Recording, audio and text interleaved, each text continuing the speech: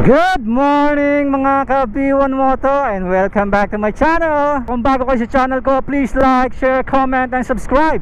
Pakihit na rin po yung notification bell para updated kayo every time mag-upload tayo ng video. For today's vlog is babalik tayo ng South Park sa may Muntinlupa. Simula dito sa location ko is babiyahe tayo ng 30 minutes and naabutin to ng 17 km papuntang South Park, Muntinlupa. Titignan natin and magpapa-reactivate tayo ng account natin kasi last time na nagpa-reactivate tayo is pumunta kami Sunday. Bigo yung lakad namin dahil Sabado. Sarado pala ang Sabado ang Grab South Park. Kaya ngayon bumalik tayo. Today is Monday. Pupunta tayo doon. Try natin, papa-reactivate natin yung Grab natin para naman makabiyahe tayo kahit paano. Para pag wala tayong ginagawa is biyahe tayo and then magkaka-income tayo. Ngayon mga ka-B1 Moto, bali huling biyahe ko almost 10 months o 11 months na siguro. Kasi nagkaroon tayo ng work from home na setup and di na natin nasikaso kasi that time is last January, pinagmamandatory training tayo kaso hindi tayo nakapunta kasi nga napasok tayo. So ngayong araw tatry natin kung mapagbibigyan, makikiusap ako kung pwede na magpa-reactivate ng account kay Grab kasi magdi-December. So maganda biyahe kay Grab pag magdi-December Ay, nandito pa lang mga ka-B1 Moto, umuulan na. Yan mga ka-B1 Moto, tumigil na yung ulan. Sabi na dadaan lang yun.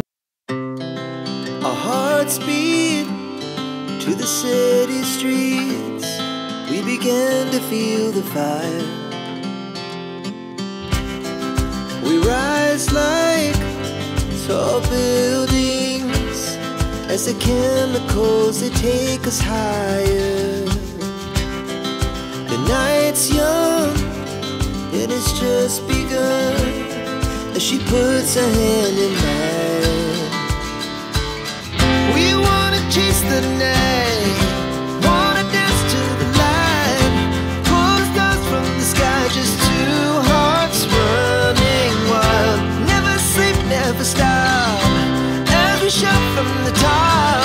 We're gonna be two hearts running wild.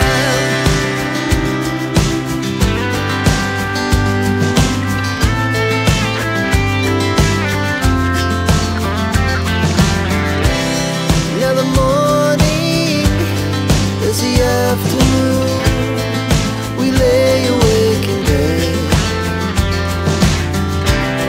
The laugh so loud as the hours pass. We're gonna do it all again. We wanna chase the night, wanna dance to the light, pull the stars from the sky, just two hearts running wild. Never sleep, never stop, shout from the top. We're gonna be, we're gonna be two hearts running wild.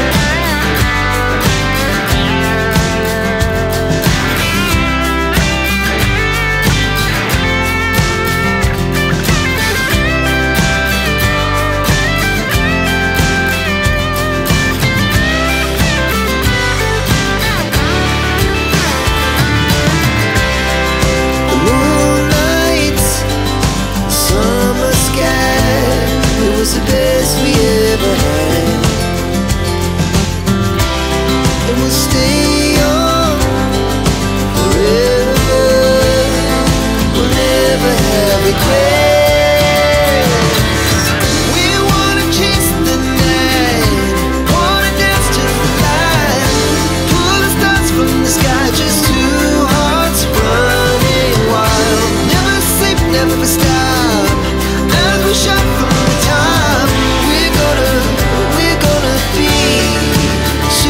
Running wild, we're gonna be, we're gonna be two hearts running wild.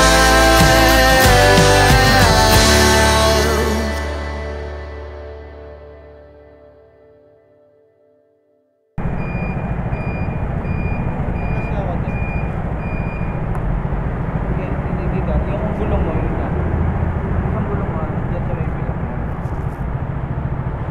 Ayun, wala ka sa bundok eh. Diretso lang no? Salamat. May sensor pala ron. Malay ko ba? Hindi na tayo sa Southport. Primera tayo. Pag di kinaya ng Primera yan, wala na. Doon tayo sa Zero. Southport, dito sa parking. So dito hindi na tayo ganong maliligaw dito kasi nakapunta na tayo dito. Laguna, babe. Nakikita nyo ba mga kabiwan mo to? Hindi.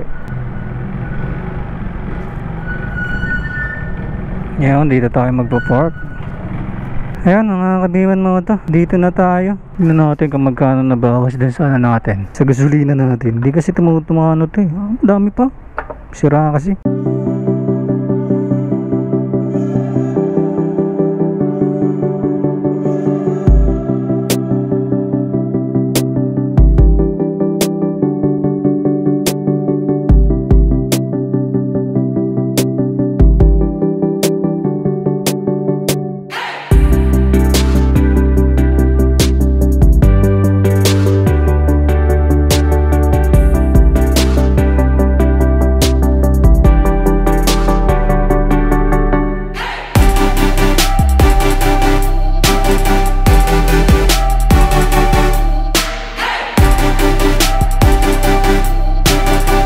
Kabiwan Moto, tapos na tayo dito sa Grab. Bad news mga Kabiwan Moto kasi hindi tayo pinayagan, hindi daw pwede. Bali, ang sabi sa akin, kailangan daw ako maghintay ng mandatory training. Ang problema kasi ngayon mga Kabiwan Moto is walang available. O bayad muna tayo. How much? 20? Okay na po, salamat. Ayun mga Kabiwan Moto, ang problema kasi is hindi pa available yung mandatory training sa ngayon. So ibig sabihin, maghihintay ako kung kailan magkakaroon uli ng mandatory training. So sa part na yun, parang ang labo naman nun. Napakalabo nun para sa akin. So paano kung isang taong hindi magkaroon ng mandatory training? Eh di lahat ng na-deactivate, hindi mare-reactivate ngayong taon na to.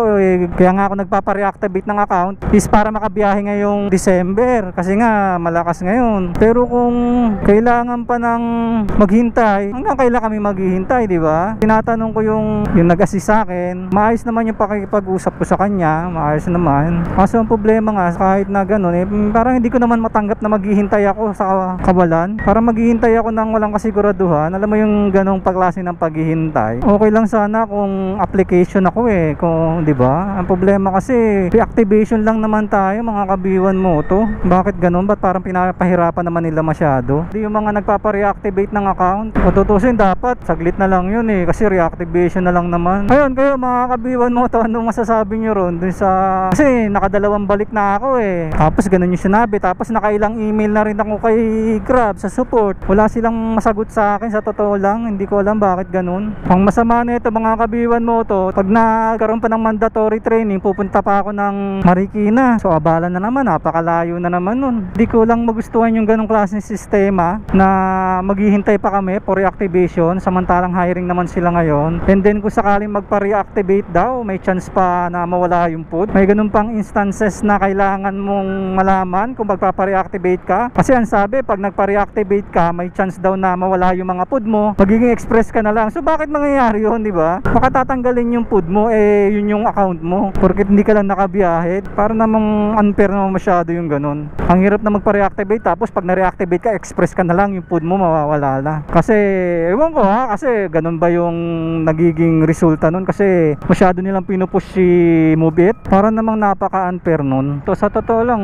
nakakabwisit na ewan. Hindi ko alam bakit ganun. Hindi naman tayong bagong aplikante. So nakakabwisit lang. Magpapa-reactivate ka lang ng account mo, pahirapan pa. Kasi siyempre, dahilan ko naman, kaya naman ako hindi nakakabiyahe. Dahil nga nagkaroon tayo ng trabaho. Hindi naman tayo makapunta kasi nga weekend lang yung day off natin. Tapos weekdays lang ang office nila. So wala tayong choice. Tapos ngayon, magpapa-reactivate ka ng account, pahirapan. Grabe. Grabe yun. Sana kahit pa paano, mapakiusapan ko sa mail. Kasi gusto kong bumiyahe ngayong December Sayang din kasi yung kikitain mo pag bumiyahe ka ngayong December. So ayun mga Kabiwan Moto, baka may suggestion kayo, yung mga malalakas dyan kay Grab. Baka naman meron tayong tao na pwede natin kausapin for reactivation lang. Baka naman PM kayo sa akin or comment kayo down below. Ayun mga Kabiwan Moto, pauwi na nga tayo. Ayun, sana kung may mga nanonood dyan na gustong mag-comment regarding kung sino yung pwede natin kausapin kay Grab, baka naman matulungan nyo ako dahil nakiusap na talaga ako ron. Ayaw nila akong pagbigyan. Matagal na natin pinapalo up yan medyo dismayado talaga ako mga